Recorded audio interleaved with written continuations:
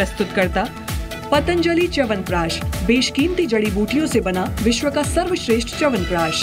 प्रायोजक Patanjali Dant Kanti toothpaste, complete oral health का सच। पतंजलि केशकांति एडवांस, नए बाल उगाए, बालों को झड़ने व असमय सफेद होने से बचाए। और Steris health care private limited deals in quality medicine. Steris, quality that you can trust.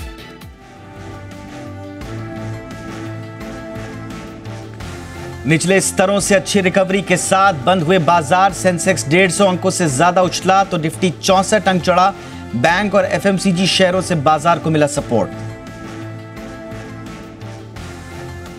Nifty bank में निचले स्तर से शानदार रिकवरी, 620 अंक चढ़कर 45,630 के पार बंद। एसबीआई और आईसीआईसीआई बैंक निफ्टी के टॉप गेनर्स में शामिल। राशि पेरिफेरल्स का आईपीओ करीब 60 गुना भरकर बंद। प्राइस बैंड 295 से 311 रुपए। अनिल सिंघवी की राय, छोटे लिस्टिंग गेन और लंबी अवधि के लिए लगाएं पैसे। जना स्मॉल फाइनेंस बैंक का आईपीओ 18.5 गुना भरकर बंद। प्राइस बैंड 393 से 414 रुपए। अनिल सिंघवी की सलाह, जोखिम लेने वाले निवेशक लंबी अवधि के लिए लगाएं पैसा। दो पूर्व प्रधानमंत्री चौधरी चरण सिंह और नरसिम्हा राव को भारत रत्न का ऐलान। हरित क्रांति के जनक एमएस स्वामीनाथन भी भारत रत्न से होंगे सम्मानित।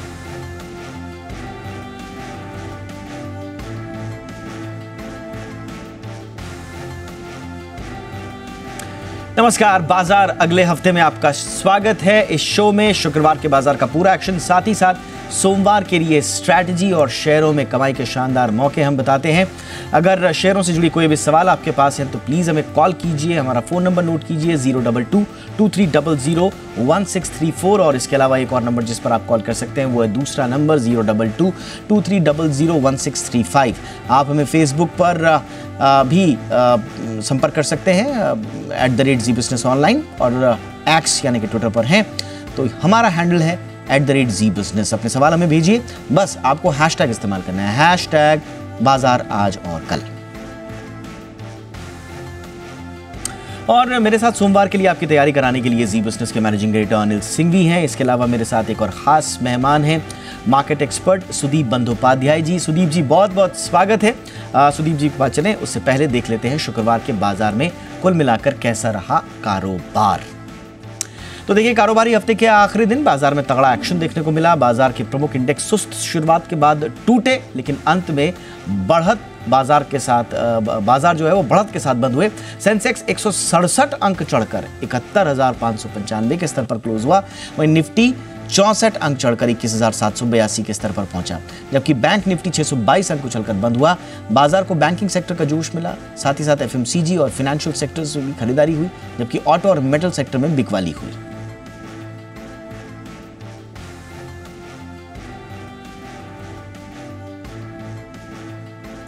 और अब रुक करते हैं बाजार पर एडिटर स्टेक का। जी बिजनेस के मैनेजिंग एडिटर अनिल सिंघवी बता रहे हैं शुक्रवार के बाजार का हाल। हफ्ते के आखिरी दिन भारतीय बाजारों में दिखा जबरदस्त एक्शन और भारी उतार चढ़ाव। सेक्टोरल टर्निंग भी, कुछ सेक्टर बड़ी तेजी में तो कुछ सेक्टर्स में बड़ा भारी भरकम नुकसान। ऐसा हुआ क्यों? पहली चीज, दुनिया भर के बाजारों से संकेत ठीक थे, न बड़ी तेजी के न बड़ी मंदी के, थोड़े पॉजिटिव साइड पर, लेकिन भारतीय बाजारों में गिरावट का मामला तय था। क्यों? एक तो ये कि कल जिस तरह से आरबीआई की पॉलिसी के बाद बैंकिंग शेयरों ने गिरावट दिखाई, उससे मूड माहौल थोड़ा सा ढीला हो गया। उसके ऊपर कल के सेशन में एफआईज की तरफ से कैश मार्केट, वायदा कारोबार में स्टॉक फ्यूचर्स, इंडेक्स फ्यूचर्स सब मिलाकर जो करीबन 10,000 करोड़ के आसपास की बिकवाली का नंबर था, वो थोड़ा सा हिलाने वाला था। तो इन सब को देखते हुए शुरुआत कमज़ोर होनी थी, लेकिन शुरुआत हुई एकदम फ्लैट शुरुआत होने के बाद बाजार थोड़े गिरने लगे, गिरते और ये गिरने का जो शुरुआत और दबाव जो बनाया वो सरकारी कंपनियों ने बनाया। तो आज अब तक की बाजार की सबसे मजबूत माने जाने वाली सरकारी कंपनियां कमज़ोर होती दिखे। निफ्टी गिरते 21,625 के लेवल के आसपास पहुंच गया। 21,800 से 21,625, लगभग 200 पौने 200 पॉइंट का फॉल आपको नजर आया। अब आइए बैंक निफ्टी, खुदा फ्लैट था, एक बार 45,000 के नीचे पहुंचा, लेकिन 44,850 का जो स्ट्रॉन्ग सपोर्ट जो है एग्जैक्टली बैंक निफ्टी वहीं पर सपोर्ट लेकर घूम गया, और घूमा भी ऐसा कि बस पूछे मत। अगर सरकारी कंपनियां कमज़ोर हो रही है तो सपोर्ट के लिए बैंकिंग शेयर तैयार है। आज ये साफ तौर पर इंडेक्स मैनेजमेंट का ट्रेंड दिखा, और वैसे ही सुबह से संकेत आ गए थे कि नीचे इंडेक्स में सपोर्ट आ जाएगा, क्योंकि आईसीआईसीआई बैंक, TCS, ये कुछ स्टॉक्स ऐसे, रिलायंस जो इंडेक्स को सपोर्ट देते हैं, ये सुबह से मजबूत होना शुरू कर चुके थे, और उसके बाद लीडरशिप बैंकिंग शेयरों से आई। बढ़ते बढ़ते आज अच्छी मजबूती के साथ दिन की ऊंचाइयों की तरफ बंद होने में कामयाब रहे बाजार। 21,800 का हाई था, 21,782 पर हम बंद हुए, 60-65 पॉइंट ऊपर। इसके अलावा 45,625 के आसपास हम बंद हुए बैंक निफ्टी पर, यहाँ पर भी 600 पॉइंट का इजाफा रहा। निचले स्तरों से बैंक निफ्टी में करीबन 850 पॉइंट की रिकवरी इंट्राडे में भी देखने को मिली। हाँ, अगर कमजोरी कहीं थी तो आमतौर पर मजबूत रहने वाले शेयरों में, और वो थे मिड कैप और स्मॉल कैप शेयर। 1% घटकर बंद हुए। सरकारी कंपनियों के शेयर कई परसेंट, 5% से ज़्यादा घटकर बंद हुए। तो आज करेक्शन जो दिखा ब्रॉडर मार्केट में दिखा, मिड कैप स्मॉल कैप शेयरों में दिखा, PSU शेयरों में दिखा, जो कि ट्रेडर्स के, इन्वेस्टर्स के फेवरेट है। लेकिन इन सब के विपरीत दिग्गजों ने फाइनली बाजार को संभाला। तो हफ्ते के आखिरी दिन इंडेक्स के लिहाज से देखेंगे तो क्लोजिंग बुरी नहीं, लेकिन स्टॉक स्पेसिफिक, सेक्टर स्पेसिफिक देखेंगे तो आज अच्छा खासा करेक्शन बाजार को झेलना पड़ा। और आगे बढ़ने से पहले देख लेते हैं शुक्रवार को संस्थागत निवेशकों ने कितनी खरीदारी या फिर बिकवाली की है। FIIs यानी कि विदेशी संस्थागत निवेशकों ने कैश मार्केट में करीब 142 करोड़ रुपए की खरीदारी की है। वहीं DIIs यानी कि घरेलू संस्थागत निवेशकों ने करीब 421 करोड़ रुपए की बिकवाली की है।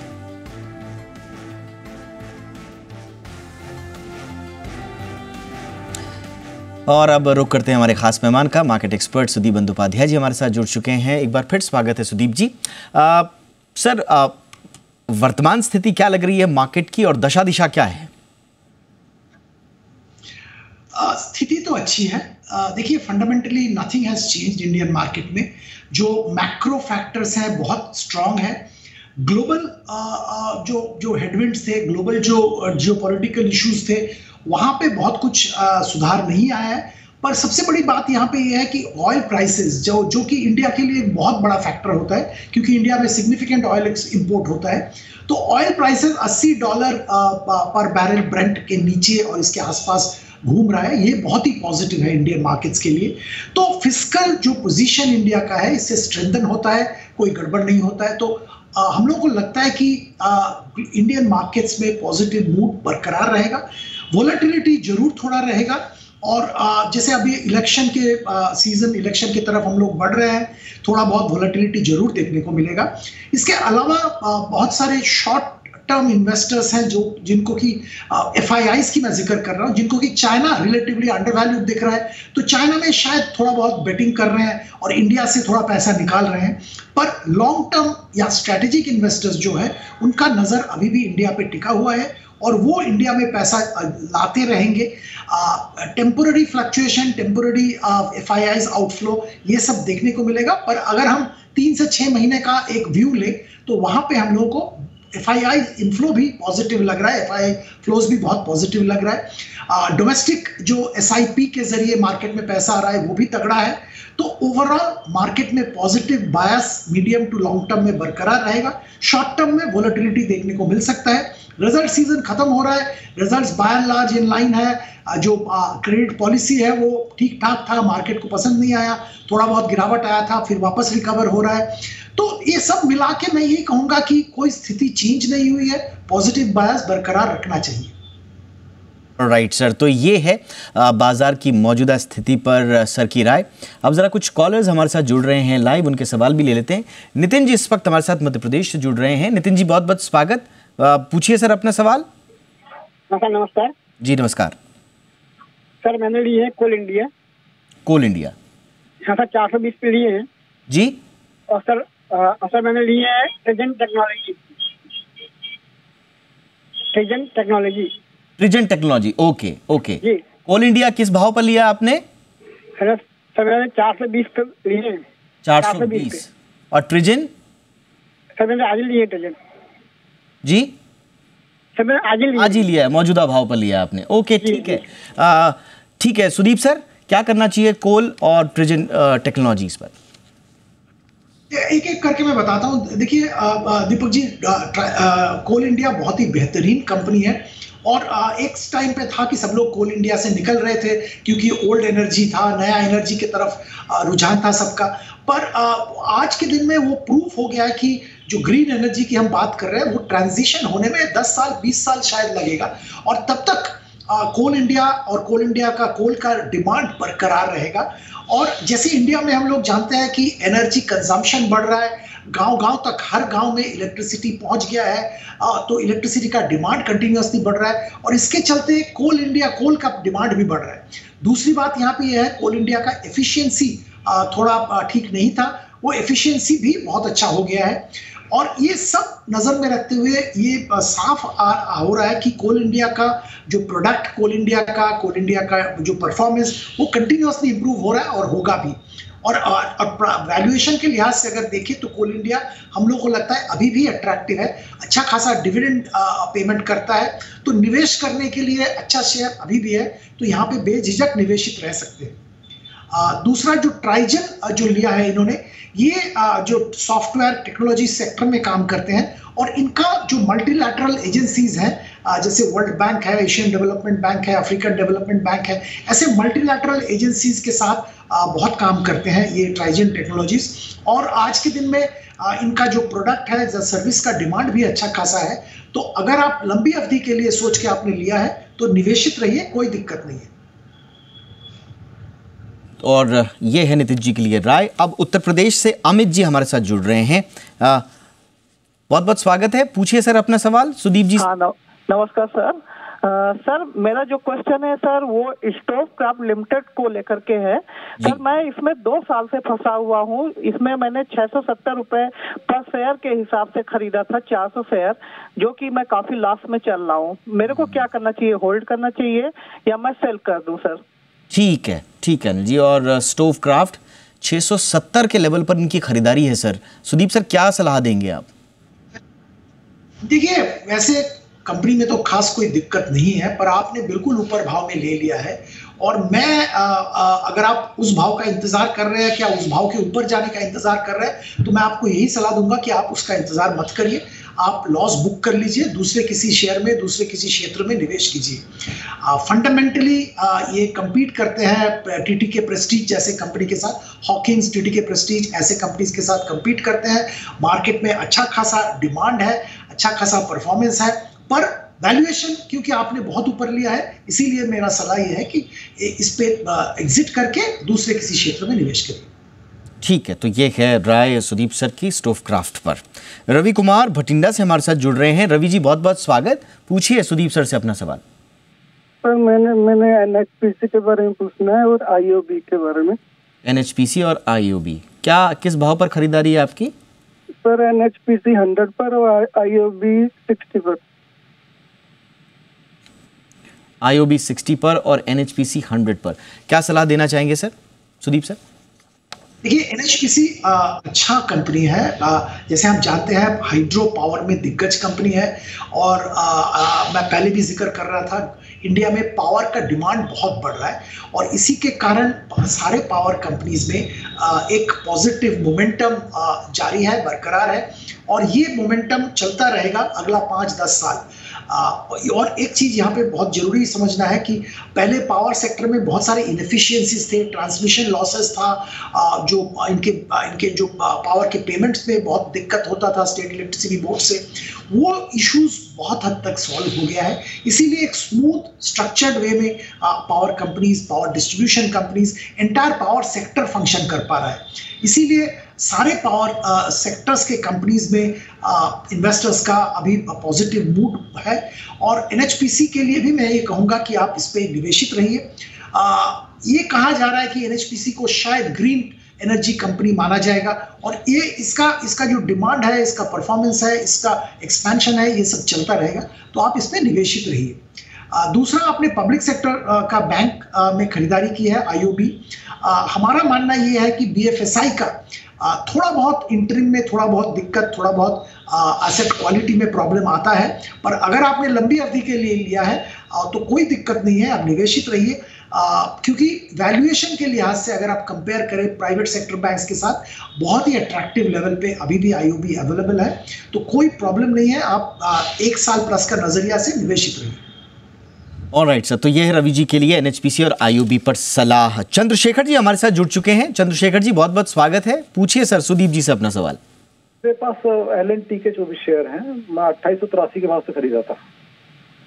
2883 के भाव पर खरीदा था आपने? जी, क्या उसको अभी आज की स्थिति जो दिख रही है उसमें रखना चाहिए या ठीक समझ गए चंद्रशेखर जी। सुदीप सर क्या सलाह देंगे? बिल्कुल रखना चाहिए। अगर आपने लंबी अवधि के लिए लिया है तो मैं आपको बधाई दे रहा हूं कि आपने अभी भी अच्छे भाव में लिया है, 2800 में लिया है। हम लोग तो इसमें 4000 रुपया का टारगेट देख रहे हैं। बहुत अच्छा कंपनी है। सारे जो फैक्टर्स है, एक कॉन्फ्लुएंस हुआ है सारा फैक्टर का, पॉजिटिव फैक्टर्स का। कंस्ट्रक्शन, इंफ्रास्ट्रक्चर, इसमें सरकार का, प्राइवेट सेक्टर का बहुत बड़ा फोकस है। ग्लोबली 1/3 इसका ऑर्डर बुक अभी इंटरनेशनल ऑर्डर बुक है।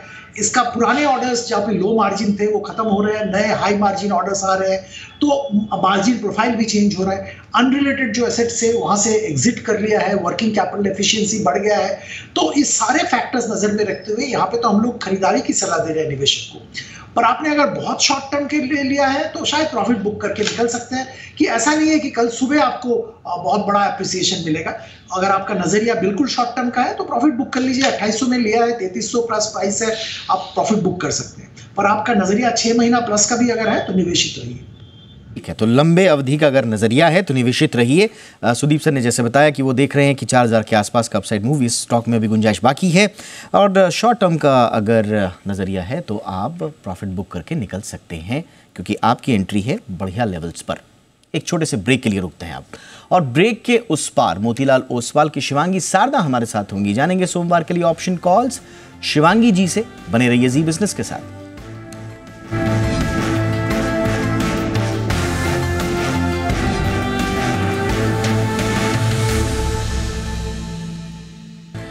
ब्रेक के बाद आपका स्वागत है, और अब देखते हैं जी बिजनेस के मैनेजिंग एडिटर अनिल सिंघवी अगले हफ्ते के लिए बाजार पर क्या स्ट्रैटेजी बनाने के लिए सलाह दे रहे हैं। जब सोमवार को ट्रेड के लिए लौटेंगे तो देखते हैं अमेरिकी बाजारों से कैसे संकेत मिलते हैं। हमारे बाजारों के बंद होने के वक्त डाउ फ्यूचर्स 15 पॉइंट नीचे तो नैस्डैक फ्यूचर्स 40 पॉइंट ऊपर ट्रेड करते हुए दिख रहे थे। अब आइए सपोर्ट के लिहाज से 21,625, 21,700, 725 ये आपके लिए मजबूत सपोर्ट रहेगा सोमवार के लिए। ऊपर की तरफ 21,850, 21,950 वो रेंज है जहां पर आएगी प्रॉफिट बुकिंग। बैंक निफ्टी का जहां तक सवाल है 45,500 के आसपास लेगा सपोर्ट। इसके नीचे जाने पर सीधा 45,000 के पास सपोर्ट है, और ऊपरी स्तरों पर 45,800 से 46,000 की रेंज वो है जहां पर आएगी प्रॉफिट बुकिंग। इस पर नजर रखनी है। लेकिन इंपॉर्टेंट और इंटरेस्टिंग क्या है, क्या मिड कैप शेयरों का, स्मॉल कैप शेयरों का और PSU शेयरों का करेक्शन एक दिन में खत्म हो गया या थोड़ा और आगे बढ़ेगा? ये सबसे इंपॉर्टेंट है होगा, क्योंकि बाजार का मूड वहीं से डिसाइड होता है। तो इंडेक्स तो मजबूत है, सेक्टर स्पेसिफिक एक्शन आपको सोमवार को भी बाजार में देखने को मिलेगा। और ऑप्शन की स्ट्रैटेजी बताने के लिए हमारे साथ हैं मोतीलाल ओसवाल फाइनेंशियल सर्विसेज की शिवांगी सारदा। शिवांगी जी बहुत बहुत स्वागत। बताइए मैम सोमवार के लिए ऑप्शन स्ट्रैटेजी। जी good evening Deepak, thank you for having me on the show. तो हमने देखा है कि बाजार में सेक्टर स्पेसिफिक एक्शन काफी स्ट्रांगली नजर आते हुए दिख रहा है। इस वीक हमने देखा है कि बैंक निफ्टी जो है वो पूरे स्ट्रेंथ में आते हुए दिखा है, specially led by PSU bank. तो यहाँ आज मेरा पहला पसंदीदा काउंटर जो है वो है SBI। वीकली बेसिस पे एक रेंज ब्रेकआउट हमने देखा है स्टॉक में, काफी अच्छा प्राइस वॉल्यूम सर्ज के साथ पिछले 3 दिनों से अच्छे ओपन इंटरेस्ट के एडिशन हुए हैं यहाँ पे। तो यहाँ पे मेरी राय रहेगी कि हम खरीदारी के मौके ढूंढे। 730 के कॉल ऑप्शन के में खरीदारी करें। 16 की स्टॉप लॉस और 28 का एक टारगेट बनते हुए दिख रहा है इधर। दूसरा पिक है मेरा सीमेंट स्पेस में से, यहाँ भी एक काफी अच्छा एक्शन है, और पूरे ही बाजार में ये एक ऐसा सेक्टर वीकली बेसिस पे स्ट्रॉन्ग क्लोजिंग दिया है। तो यहाँ पे ACC पसंद आ रहा है मुझे। ये स्टॉक ने एक पोलन फ्लैग पैटर्न फॉर्मेशन का ब्रेकआउट दिया है डेली फ्रेम में। एक ग्रेजुअल बेसिस पे हमने देखा है कि कंसोलिडेशन के बाद वॉल्यूम इंक्रीज हुआ है यहाँ पे, तो एक अच्छे बाइंग इंटरेस्ट की इंडिकेशन है। एक RSI भी एक पॉजिटिव डाइवर्जेंस दिखाते हुए दिख रहा है। तो यहाँ पे मेरी राय रहेगी कि हम 2640 के कॉल ऑप्शन में खरीदारी के मौके ढूंढे। 66 के स्टॉप लॉस और 110 के टारगेट बनते हुए दिख रहे हैं। बहुत बहुत शुक्रिया शिवानी जी। तो दो हैं ऑप्शंस की स्ट्रैटेजी। एसबीआई खरीदारी की सलाह 703 के कॉल ऑप्शन पर 16 का स्टॉप लॉस 28 का टारगेट पहला, और दूसरा एसीसी 2640 कॉल ऑप्शन खरीदारी की सलाह 66 का स्टॉप लॉस आपको लगाना है 110 के टारगेट के लिए। में है सोमवार के लिए ऑप्शन स्ट्रैटेजी। फटाफट से चलते हैं सुदीप सर के पास। सुदीप सर, मौजूदा माहौल में एक लॉन्ग टर्म पिक अगर आपकी कोई हो तो हमारे दर्शकों को दें सर। देखो दीपक जी, दो शेयर का मैं जिक्र करूंगा। पहला, टेक्सटाइल क्षेत्र का दिग्गज कंपनी इंडोकाउंट। ये दुनिया का सबसे बड़ा कंपनी बेड लिनन और होम टेक्सटाइल सेगमेंट का है। कैपेसिटी एक्सपेंशन होने के बाद 153 million metre capacity annualised level पे हो गया है। मार्की सारे क्लाइंट्स हैं इसके, और कैपेसिटी यूटिलाइजेशन कंटिन्यूसली बढ़ रहा है विद चाइना +1 जो स्ट्रैटेजी ग्लोबल कंपनीज ने लिया है एक्विजिशन प्रोडक्ट खरीदने का, उसके जरिए, और ये जियोग्राफिकल एक्सपेंशन भी कर रहे हैं। कॉटन प्राइसेस कम होने के कारण इसका कॉस्ट ऑफ प्रोडक्शन कम हुआ है, इसका भी बेनिफिट प्रॉफिट मार्जिन में देखने को मिल रहा है। स्ट्रॉन्ग प्रोडक्ट प्रोफाइल और कस्टमर रिलेशनशिप होने के कारण उनको बेनिफिट भी मिलता है। और आने वाले दिनों में जो FTA पर्टिकुलरली यूके के साथ फ्री ट्रेड एग्रीमेंट साइन होने का है, और भी कुछ कंट्रीज के साथ बात चल रहा है, अगर FTA साइन होता है तो उसका भी बहुत बड़ा फायदा इसको मिलेगा। 320 रुपए का टारगेट 1 साल के लिए रख के यहाँ पे खरीदारी की सलाह दे रहे हैं। दूसरा कंपनी जिसका मैं जिक्र करूंगा, रोजारी बायोटेक। इसमें देखिए, इस कंपनी में बहुत अच्छा डाइवर्सिफिकेशन किया है और एक्विजिशन भी बेहतरीन किया है। एक तो इन्होंने जो diversification to home, personal, performance chemical और एनिमल हेल्थ न्यूट्रिशन सेगमेंट में किया है, उसके जरिए बहुत अच्छा मार्जिन इंप्रूवमेंट हुआ है। और दो एक्विजिशन किया है, यूनिटॉप केमिकल्स और ट्रीस्टार इंटरमीडिएरीज। ये दोनों EPS एक्रेटिव शुरू से ही था, और इसके जरिए इनका बिजनेस और भी बढ़ रहा है। प्रोडक्ट बास्केट बढ़ गया है। केपेक्स प्लान इन्होंने जो लिया है यूनिटॉप केमिकल्स के लिए, उससे ये विजिबल हो रहा है कि इनका बिजनेस आने वाले दिनों में और भी बढ़ेगा। Focus on margin expansion, geographical expansion company का है, जो कि बहुत अच्छा है एज ए इन्वेस्टर। और जो पुराना जो इनका ओरिजिनल सेगमेंट था, textile and speciality chemical segment, वहाँ पे भी रिकवरी हो रहा है, और आने वाले दिनों में वहाँ पे भी बेनिफिट्स मिलने की संभावना है। ओवरऑल 900 रुपये का टारगेट 1 साल के लिए रख के खरीदारी की सलाह देते हैं। इंडोकाउंट 320 के टारगेट के लिए 1 साल के अवधि के लिए, और रोजारी बायोटेक 900 के टारगेट के लिए आप साल भर की अवधि के लिए। ये है long term pick Sudeep sir की ओर से। बहुत बहुत धन्यवाद सुदीप बंदोपाध्याय सर, आपने बहुत सारे सवालों के जवाब दिए, स्ट्रैटेजी भी दी। बहुत बहुत धन्यवाद आपका। तो बाजार अगले हफ्ते में इतना ही, इजाजत दीजिए, लेकिन बने रहिए जी बिजनेस के साथ। नमस्कार।